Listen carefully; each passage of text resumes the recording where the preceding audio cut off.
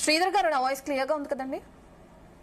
Good morning, clear గా ఉందండి. Yes yes Sridhar గారు, మహిళా బిల్లుకు మేము వ్యతిరేకం కాదు, కానీ దాన్ని డీలిమిటేషన్ తో ముడిపెట్టడానికి మేము వ్యతిరేకం అని చెప్పి నిన్న రాహుల్ గాంధీ చేసిన కామెంట్స్ మనం విన్నాం. అలాగే ఇప్పుడు జితేందర్ గారు చేసిన కామెంట్స్ కూడా మనం చూస్తున్నాం, ఇంత అర్జెంట్ గా ఎందుకు చేస్తున్నారు అని చెప్పి. సో ఓవరాల్ గా చూస్తే ఏంటండి, ఇప్పుడు మనం దీన్ని ముందుగానే ఉన్న సీట్లతోనే తీసుకురాలేమంటారా? మహిళా బిల్లుని డీలిమిటేషన్ తో ముడిపెట్టడానికి గల కారణాలు ఏమంటారు? అందరికీ నమస్కారం అండి. జీటీవీ ప్రేక్షకులకు, డిబేట్ లో ఉన్నటువంటి పెద్దలందరికీ నమస్కారం. మంచి క్వశ్చన్ మేడం, మీరు అడిగింది. బేసిక్స్ మనం వెళ్ళాలి. 2023లో మహిళా రిజర్వేషన్ బిల్లు పాస్ కావడం జరిగింది, రాష్ట్రపతి యొక్క ఆమోదం కూడా పొందడం జరిగింది. ఆ బిల్లులో ఉన్నటువంటి అంశం ఏంటంటే, ఈ ఇంప్లిమెంటేషన్కి రావాలంటే, మహిళా రిజర్వేషన్ బిల్లు ఇంప్లిమెంటేషన్కి రావాలంటే డీలిమిటేషన్ ప్రక్రియ, రాబోయేటువంటి డీలిమిటేషన్ ప్రక్రియ మరియు జనగణన, ఈ రెండు పూర్తి చేసుకున్న తర్వాతనే ఇంప్లిమెంటేషన్ వస్తున్నదని ఒక క్లాస్. దీన్ని మనం ముందుగా అర్థం చేసుకోవాలి. ప్యానల్లో ఉండేటువంటి వాళ్ళు కావచ్చు, మిగతా పార్టీలందరూ కూడా దీన్ని యాక్సెప్ట్ చేయాలి.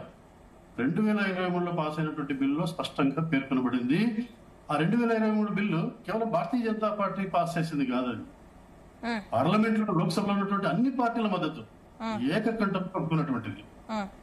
ఆ రోజు ఏ పార్టీ అడ్డుబల్లా, క్లాస్ తీసేయడానికి అడ్డుబల్లా. ఆ రోజు అందరూ ఒప్పుకున్నారు. 2023లో ఒప్పుకున్నటువంటి దాన్ని 2023 బిల్లు ఉన్నటువంటి డీలిమిటేషన్ ప్రక్రియ చేసిన తర్వాతనే, పాపులేషన్ సెన్సస్ అయిపోయిన తర్వాతనే మనకు ఇంప్లిమెంటేషన్ ఆస్కారం ఉన్నటువంటి బేస్ చేసుకుని 2026 కాన్స్టిట్యూషనల్ అమెండ్మెంట్ 131 అమెండ్మెంట్ బిల్ తీసుకురావడం జరిగింది.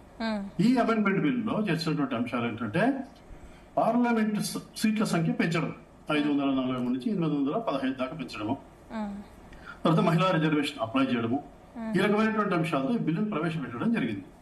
మరి డీలిమిటేషన్ గురించి ఎందుకు, డీలిమిటేషన్ సెన్సస్ అయిపోయిన తర్వాత డీలిమిటేషన్ చేసుకుని తర్వాత వెళ్ళొచ్చు కదా అనుకుంటే, అది చాలా టెక్నికల్ విషయాలు, చాలా అడ్డంకులు ఇచ్చేటువంటి అవకాశాలు చాలా ఉన్నాయి. సెన్సస్ కావచ్చు, డీలిమిటేషన్ కావచ్చు, 543 నియోజకవర్గాలు తిరిగి ఆ డీలిమిటేషన్ ప్రక్రియ అంతా పూర్తి చేసుకుని మనం వెళ్ళేసరికి 2029లో ఆచరణలోకి తీసుకురావడం సాధ్యం కాదు. భారతీయ జనతా పార్టీ యొక్క, నరేంద్ర మోడీ గారి యొక్క విజన్ ఏంటంటే, 2029లో పార్లమెంట్ లో తప్పనిసరిగా 33% మంది మహిళలు కూర్చోబెట్టాలి.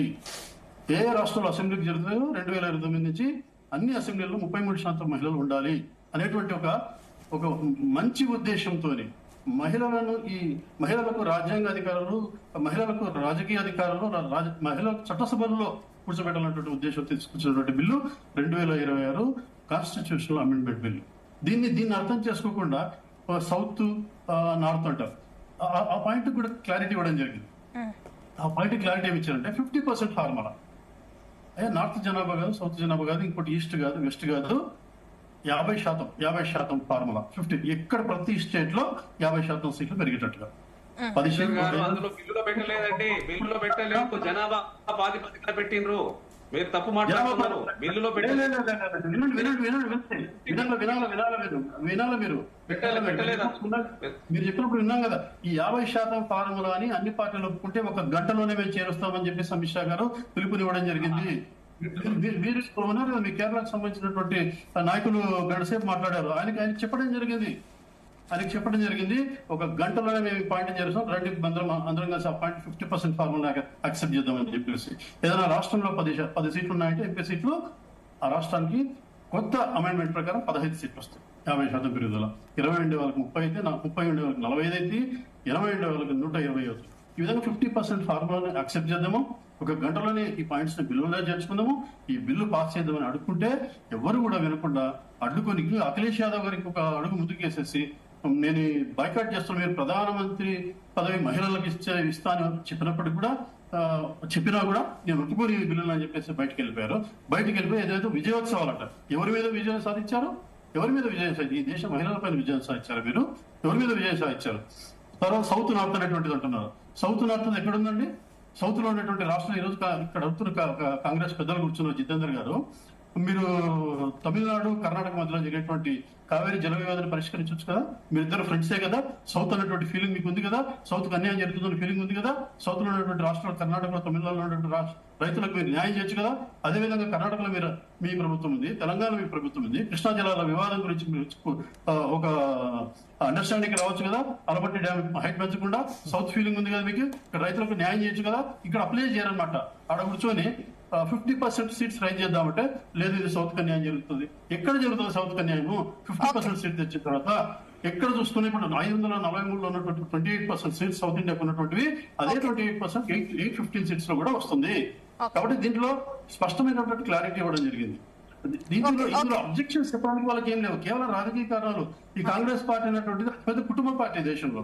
డిఎంకే కుటుంబ పార్టీ, మమతా బెనర్జీ టీఎంసీ కుటుంబ పార్టీ, శివసేన యూటీఎఫ్ కుటుంబ పార్టీ. ఈ కుటుంబ పార్టీలకు మహిళల యొక్క అభ్యున్నతి, మహిళల యొక్క రాజకీయ చైతన్యం, మహిళలకు ఉన్నటువంటి రాజకీయ అవకాశాలు ఉండకూడదు. మహిళలు ఎక్కడ ఉన్నటువంటి వాళ్ళు అక్కడ ఉన్నటువంటి ఒక దృఢమైనటువంటి నిశ్చయిత ఉన్న వాళ్ళు.